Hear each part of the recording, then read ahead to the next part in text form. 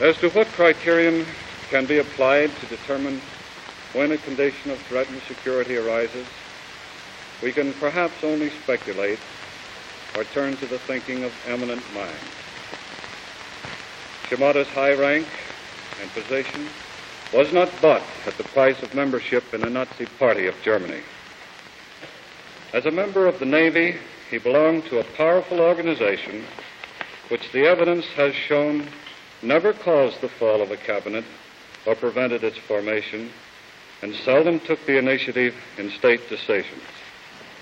The culmination of events that led to war on December 1941 reminds us of the rule of law regarding proximate cause.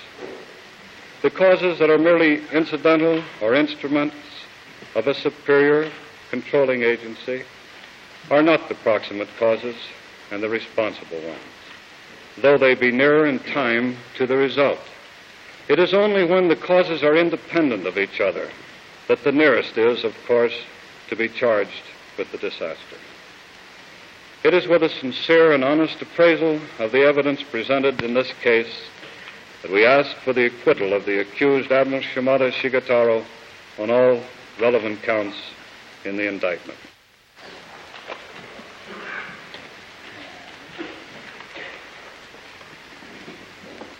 Mr. McManus. Mr. President.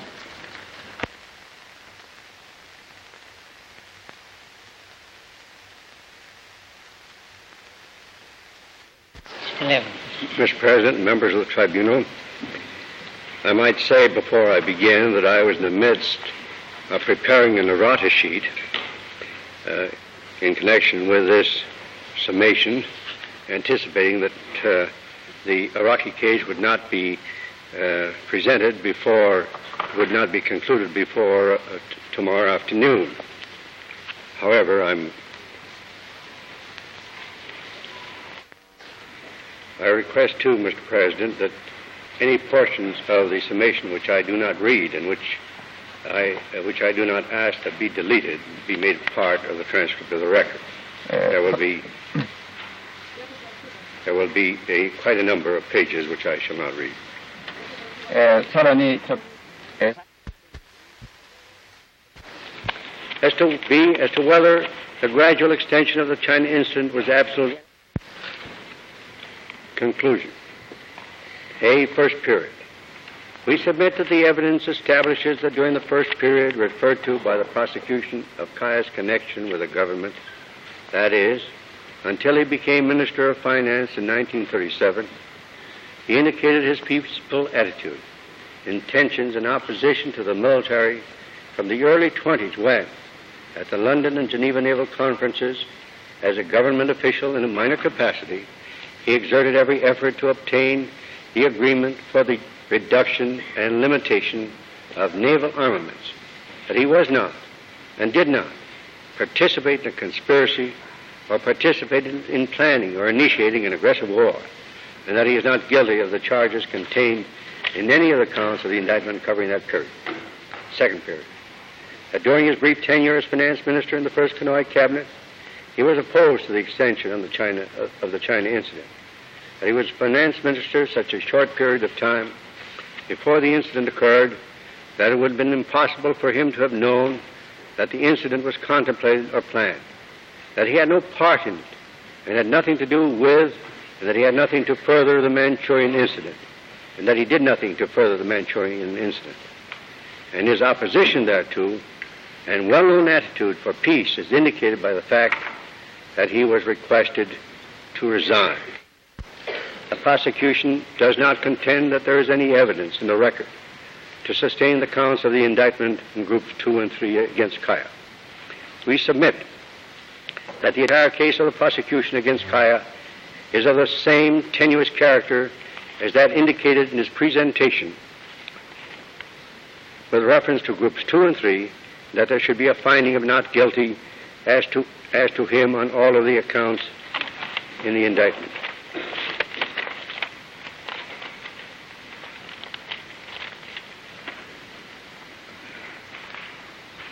With which he is charged. The prosecutor has made reference, where's that next page?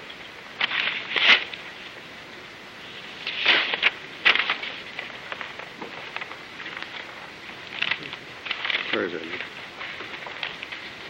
Where is that next to last page? The prosecutor has made reference to almost every event that occurred from 1931 to 1945, date of surrender, not even excluding the period from 1917 and thereafter, when he first entered the finance ministry as a clerk by competitive civil service examination. I now conclude our summation with absolute sincerity in the integrity of our defense. The first 4 acts already passed. The fifth will see the closing of the dream of the day. Time's noblest offspring is its last.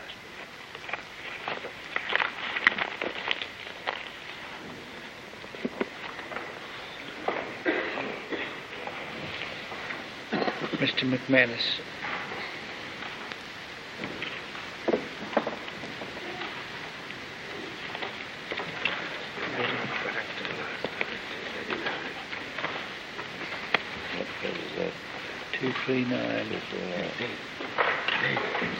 Mr. President, members of the tribunal, with your permission, I shall resume with Iraqi's summation, starting at page 248. Conclusion. If your honors please.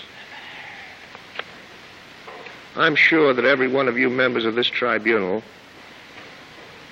understand that my sole purpose in coming to Japan was certainly not to free an arch criminal. Frankly speaking, if that was so, I can assure every one of you that I would not be here. And I hope and I know that you all believe me. My purpose in defending General Iraqi is to present the facts. Not only to present the facts, but to do it in a fair and square manner, which I think and I hope that I have done. Your honors have said on many occasions that you are not jurors, but judges. Nevertheless, as I dared to point out to this tribunal on one occasion, your honors are acting in a dual capacity of judges and jurors. I still know and am of that opinion, and that your honors, and your honors alone, are the men to decide the fate of these accused. Now, for the moment, considering your honors as jurors, my job is finished. The responsibility that I had during the course of this trial now shifts from me to you. I know from my experience here during the past 2 years that this court will do everything in its power to be eminently fair. I only ask you to consider the evidence very carefully, which, of course, I know you all will do. And further, in view of my personal experience in this tribunal, I know that wherever there is the slightest doubt as to the guilt of the accused Iraqi, you will give him the benefit of that doubt. It is my contention that Iraqi is innocent. I hope and pray that your honors will come to the same conclusion. I humbly ask your honors to return this man who, in the waning years of his life, has spent these past several years in prison, to the society to which he rightfully belongs, and I sincerely beg your honors to acquit him. Appendices. Mr. McManus, what do you propose we do I beg with your pardon, your honor? You have a number of appendices here. Oh.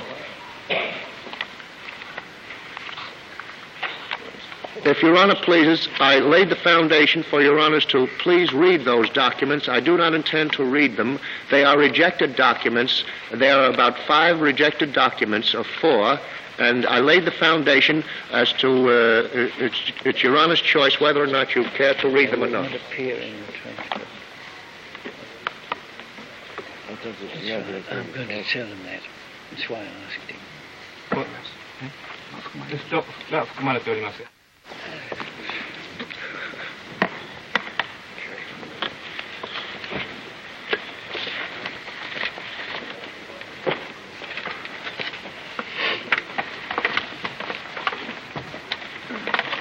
Mr. Cordell.